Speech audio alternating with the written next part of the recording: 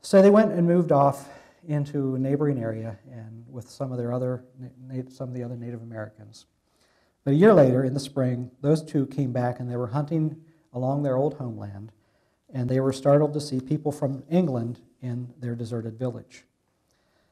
For several days, they stayed nearby watching the newcomers, and finally they decided to approach them. Samoset, who was the other one, walked into the village and said, "Hello." And Squanto joined him, and the pilgrims, by the pilgrims' own accounts, and most of this we learn from the pilgrims themselves, what they wrote. The pilgrims were very surprised to meet two Indians who spoke English.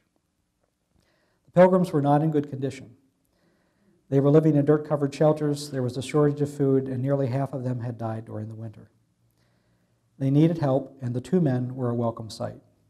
Squanto, who probably knew more English than any other Indian in North America at the time, decided to stay with the pilgrims for the next few months and teach them how to survive in this new place. He brought them deer meat and beaver skins. He taught them how to cultivate corn and other vegetables, how to build Indian-style houses. He pointed out poisonous plants and showed how other plants could be used as medicine. He explained how to dig and cook clams, how to get sap from the maple trees, how to use fish for fertilizer, and dozens of other skills needed for their survival. By the time fall arrived, things were going much better for the pilgrims, thanks to the help they had received. The corn they had planted had grown well, there was enough food to last the winter, they were living more comfortably in their Indian-style wigwams, and they had also managed to build one European-style building out of square logs, which was their church. They were now in better health, and they knew more about surviving in the new land. The pilgrims decided to have a Thanksgiving feast to celebrate their good fortune. They had observed Thanksgiving feasts in November as religious obligations in England for many years before coming to the New World. So Captain Miles Standish, the leader of the pilgrims, invited Squanto, Samoset, Mamoset, who was the leader of the Wampanoags, and their families to join them for the celebration.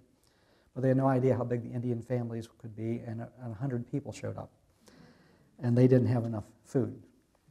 So the Indians, Native Americans, seeing this, went back out and hunted and brought deer and other animals in so that they could have enough to eat. And they celebrated for 3 days. Edward Winslow, an English leader who attended, wrote home to a friend, "Our harvest being gotten in, our governor sent 4 men on fowling, that so we might after a special manner rejoice together after we had gathered the fruit of our labors." I might say parenthetically that one of the things that they hunted was passenger pigeons, which are now extinct. But in their writings, which I was reading through some of these as I was reading about Thanksgiving, it was talking about how with their buckshot guns, they would shoot up into the air at passenger pigeons, and they were so thick that with one shot, sometimes they could down as many as 200 with a shot. I mean, they were just so thick at that time in the country. And that was a primary source of food for the Native Americans and for Americans for many years.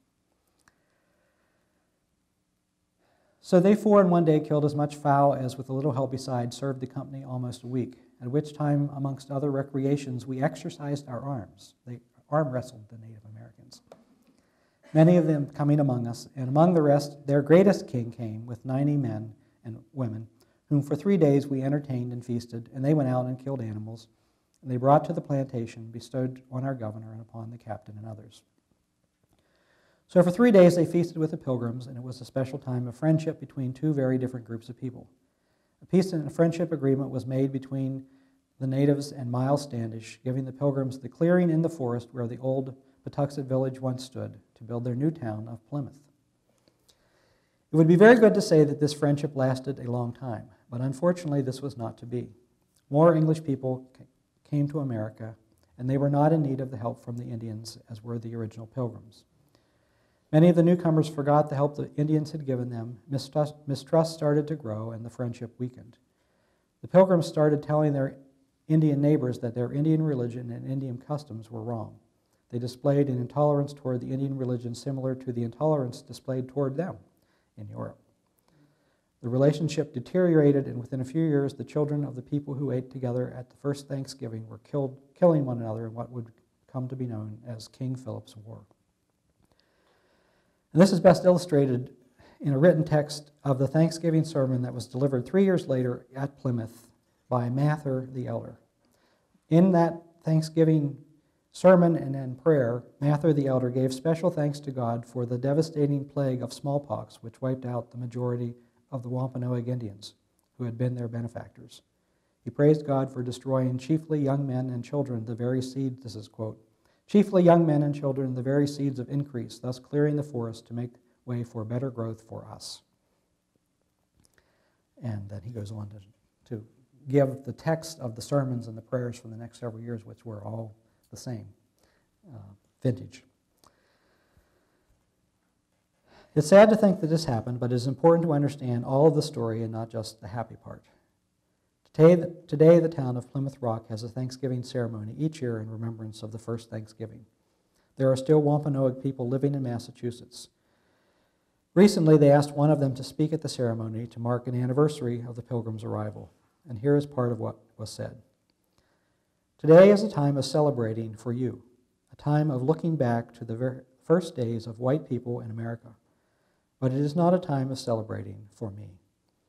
It is with a heavy heart that I look back upon what happened to my people. When the Pilgrims arrived, we, the Wampanoags, welcomed them with open arms, little knowing that it was the beginning of the end. That before 50 years were to pass, the Wampanoag would no longer be a tribe. That we and the other Indians living near the settlers would be killed by their guns or dead from their diseases. Let us always remember the Indian is and was just as human as the white people. Although our way of life is almost gone, we, the Wampanoags, still walk the lands of Massachusetts. What has happened cannot be changed. But today we work toward a better America, a more Indian America, where people and nature, once again, are important.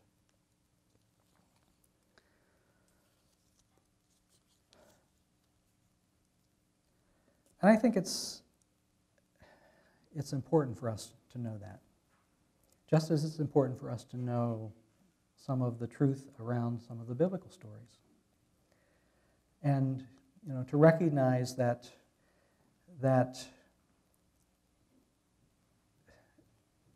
in our humanity, that there is always a mix of good and bad. And it doesn't matter whether we are talking about today and the way our country is involved around our world, or in its very beginnings, or with the Native Americans themselves. That because we are human, there's this mix of good and bad. And it's really important as we celebrate the good, to also acknowledge what's not so good. And to recognize the full truth about ourselves. And to be genuinely sad and sorry about the pieces that we have contributed to that cause so much pain. And in some of our history, when it comes to Native Americans or whether it comes to Black Americans, we can never say we are sorry enough. We will always need to be saying we are sorry.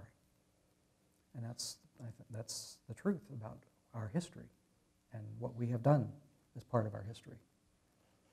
And yet, that doesn't keep me, and I think it doesn't need to keep any of us from being able to come together and to celebrate with our families and friends, and to celebrate the pieces of good that are a part of our country, and to be grateful that we are here. And it also doesn't keep us from wanting our children to learn these stories in an innocent way, so that they can grow up with the ideals that those stories represent, the friendship and the reaching out and the kindness that are truly a part of that original story, helping out in times of need. Knowing that that time will come as they grow up when they will learn the truth, or the fuller truth about everything. And that naivete will be kind of wiped out for a while. And hopefully, then they will be able to regain what's called that second naivete, where they're now knowing the whole story. Instead of choosing to throw it all out and say, I don't want any part of this anymore because there's bad in it, they can come back and they can reclaim the pieces that are good and listen to those stories again and celebrate the good. And that's what happens at Christmas, that's what happens at Thanksgiving. And I hope that as you finish up your Thanksgiving celebration and you enter into the Christmas celebration and the Advent beginning next week and then into Christmas, that you are able to embrace it all and not run from any of it, the good and the bad, but then also to find the good and to choose to celebrate, to be joyous, and share that with the people that you are with. So, happy Thanksgiving.